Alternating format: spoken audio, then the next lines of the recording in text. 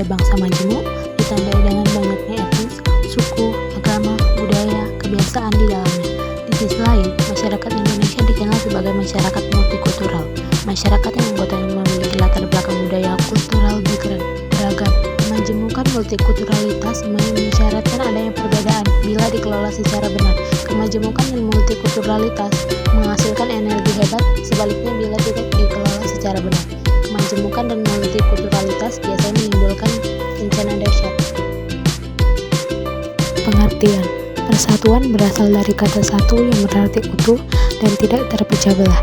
Arti lebih luasnya yaitu berkumpulnya macam-macam corak dari berbagai kalangan ras, budaya, dan adat istiadat dalam masyarakat yang bersatu dengan serusi.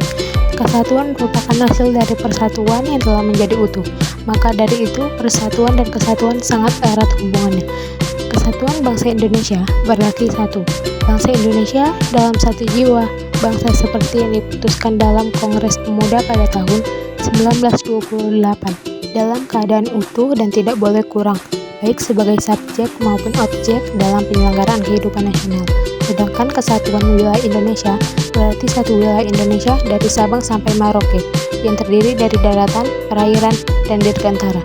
Di atasnya seperti yang dinyatakan dalam Deklarasi Juanda 1957 dalam keadaan utuh dan tidak boleh kurang satu atau retak. Persatuan dan Kesatuan Bangsa pada masa Orde Baru 11 Maret 1966 sampai dengan 21 Mei 1998. Kepemimpinan Presiden Soekarno dengan demokrasi terpimpinnya akhirnya jatuh pada tahun 1966.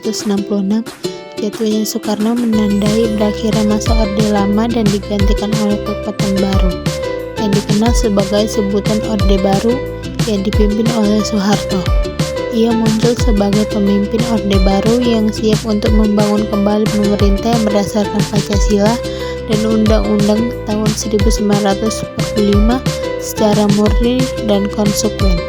Prioritas utama yang dilakukan oleh pemerintah Orde Baru bertumpu pada pembangunan ekonomi dan stabilitas nasional yang mantap. Eksis dari kebijakan tersebut adalah digunakannya pendekatan keamanan dalam rangka mengamankan pembangunan nasional. Jika pembangunan ekonomi terganggu, maka pembangunan nasional tidak akan berhasil. Kelebihan dari sistem pemerintahan Orde Baru. A.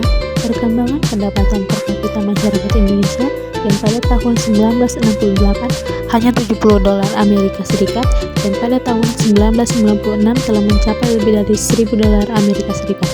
B. Suksesnya program transmigrasi.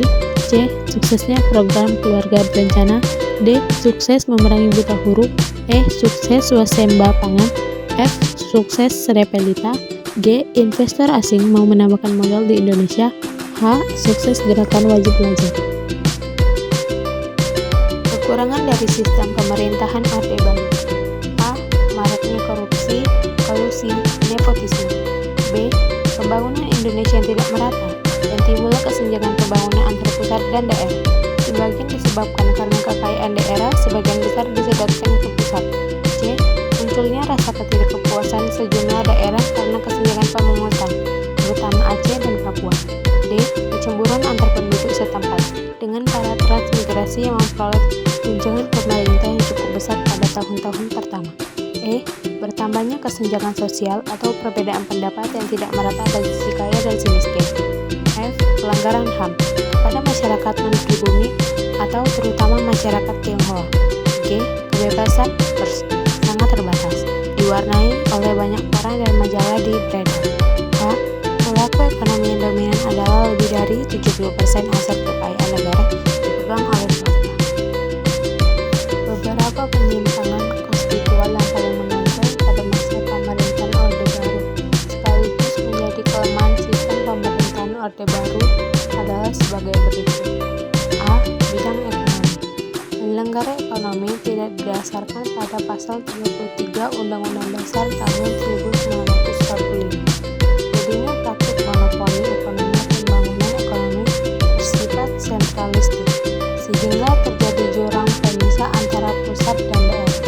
Pembangunan ekonomi dilandasi oleh tekad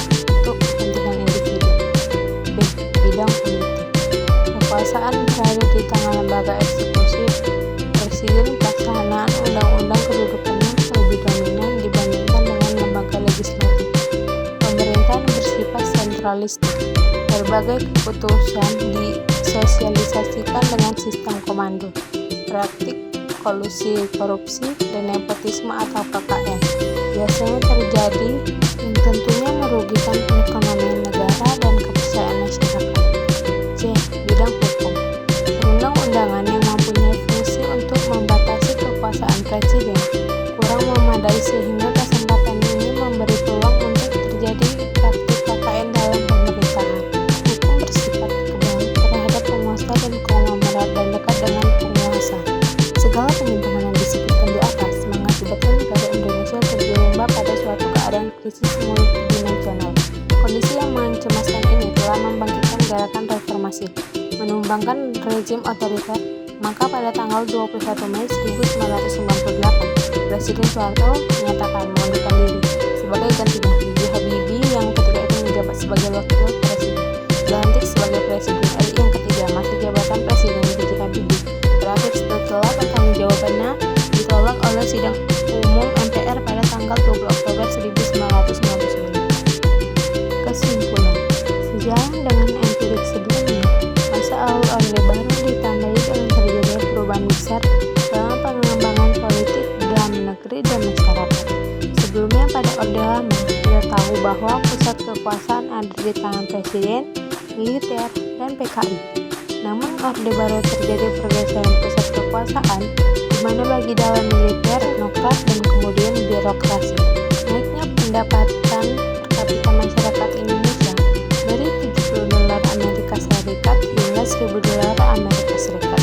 Soeharto mengundurkan diri sebagai presiden dan digantikan oleh B.J. Habibie yang ketika itu menjabat sebagai